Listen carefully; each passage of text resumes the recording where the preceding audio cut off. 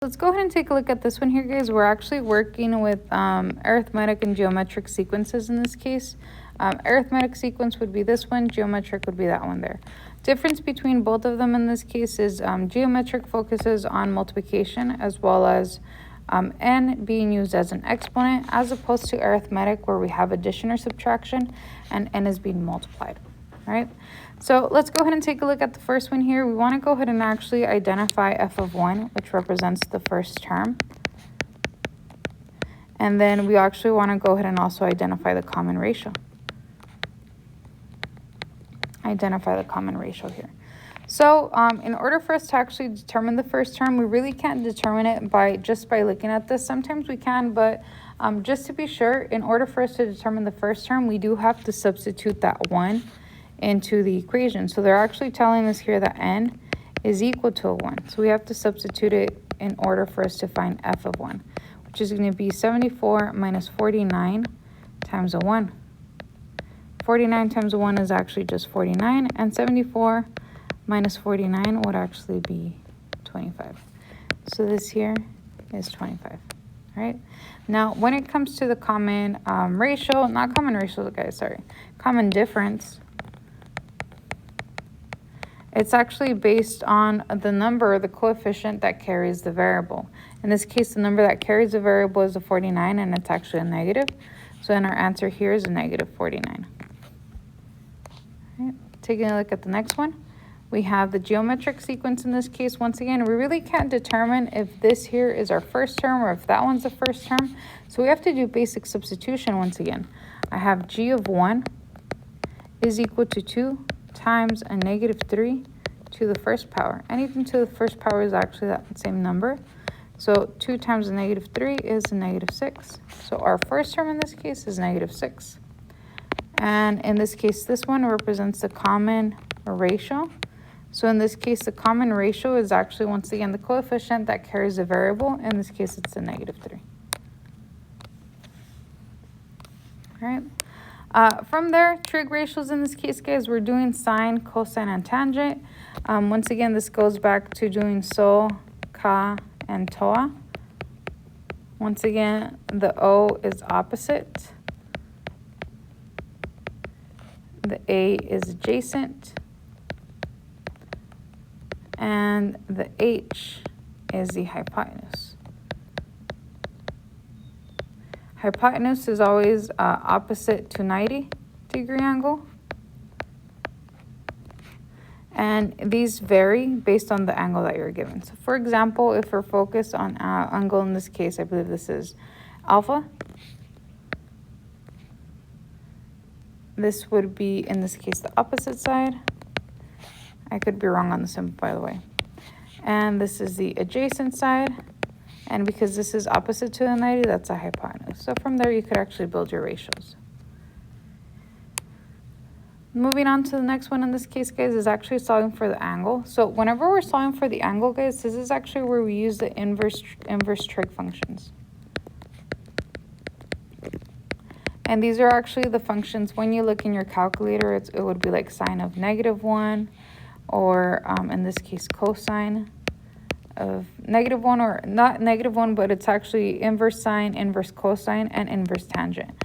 But I know you guys remembered it by having that -1 on top. So in this case, if we're solving for an angle, this is what we use. And in this case, that's what we're doing. Now, you really have to base it off the information that you're given. Because we're looking for this angle, angle B, this is actually the side that is opposite to angle B. In this case, this makes the 4 the adjacent side. And in this case, the 5 is the hypotenuse because that's what's opposite to the 90-degree. Now, because they're only giving us these two, we have to identify what trig ratio in this case can we use, or which trig ratio uses adjacent and hypotenuse. Once again, this goes back to using so, ka, and toa. So in this case, it would be this one here, which is inverse cosine. So that would be inverse cosine of 4 of B is equal to, in this case, 4 over 5, which in this case, not inverse cosine, sorry, let me take that back. This should actually be cosine of B equals 4 over 5. And because we're looking for the angle, the only way for us to actually look for the angle is to identify B as the inverse cosine of 4 over 5. All right, and if we do that here, inverse cosine of 4 over 5, and that would give us angle B to be about 36 point, round to the nearest hundredth, which is 2 decimals, 87. And that would be our answer. All right. Taking a look at the other ones in this case, guys, we're finding missing angles. So it says that BC, segment BC is parallel to DE. So BC, which is this, is parallel to that, which means we're not going to touch. All right. We're looking for the measurement of angle X. All right. Now, a few ways we could actually play around with this. Few ways, right? One of the ways we could actually play around with this is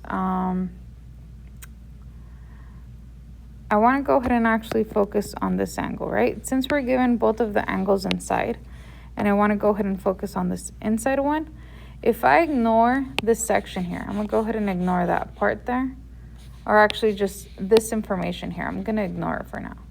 If I were to just focus on those two parallel lines cut by a transversal, I know that X is also equal to this side. X is also equal to this and this.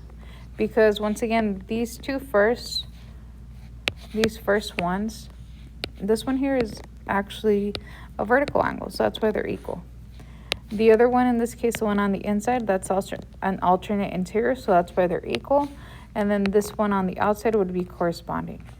So if I know that this here is X, I could actually play around with the angles that were given, which are the ones that I'll go ahead and uncolor there, to actually determine what X is. So the sum of the angles of a triangle is 180 degrees. So if I want to go ahead and actually determine that, I need to add my first two angles and then subtract it from 180. Or you could subtract them both. That would give us, in this case, I know that's a 1, 5, and 1, 151, which in this case would give us 29. And let me just double check, because sometimes I could be wrong with my math. Yeah, 29. So in this case, X is equal to 29 degrees. All right. Next one.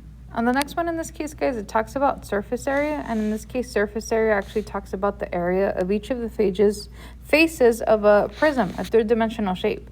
So I actually have to find the area of all the shapes. Now, if you notice here, we actually have two different shapes.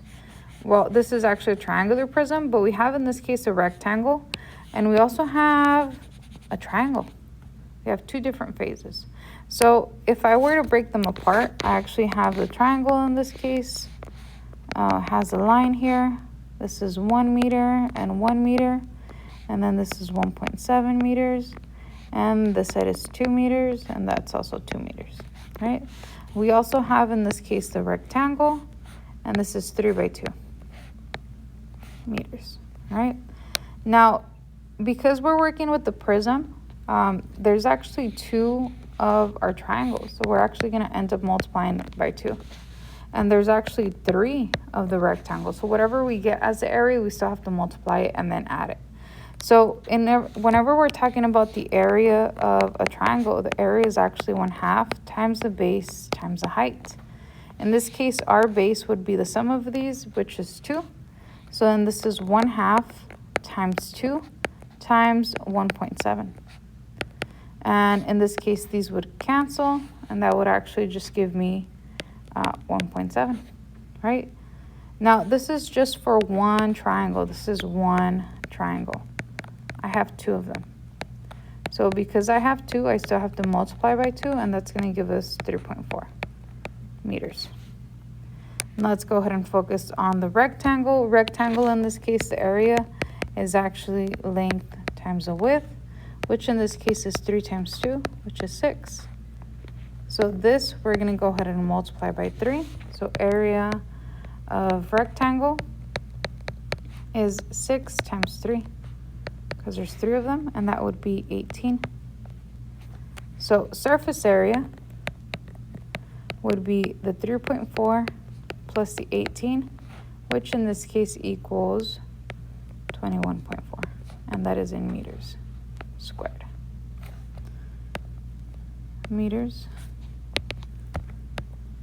squared, and this is squared too. So that would be our answer. All right.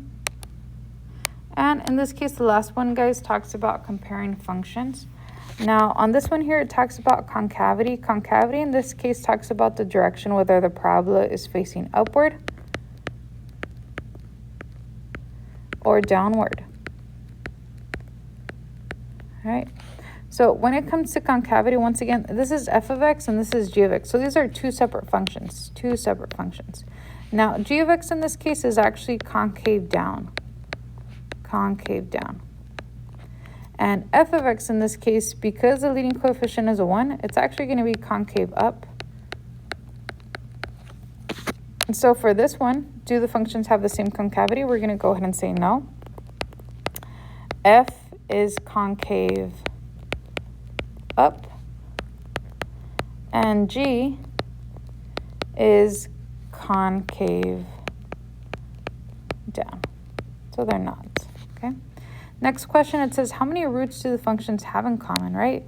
Two ways you can do this, guys, is one of the ways is I could actually graph this on Desmos, or I could do it by hand. In this case, easiest option for me is to do it on Desmos. So let's go ahead and bring out Desmos in this case, the graphing calculator. Let's go ahead and add it over here. Let's go ahead and delete this information. And in this case, I'm going to go ahead and do an x squared plus an x minus 6. And because they're talking about common roots, the roots actually talk about x-intercepts. So in this case, for f of x, the x-intercepts are equal to -3 and 2. So x on this one, let me do that again. Oh, I need an eraser. X equals -3 and 2. Now, if we focus on g of x in this case, x is going to equal a -2 and a +2. So this is a -2 and a +2. So in this case, do they have any roots in common? They actually do. They have one in common. So we're going to go ahead and say that f and g have one root in common. All right. And last question, it says, which function has a greater y-intercept?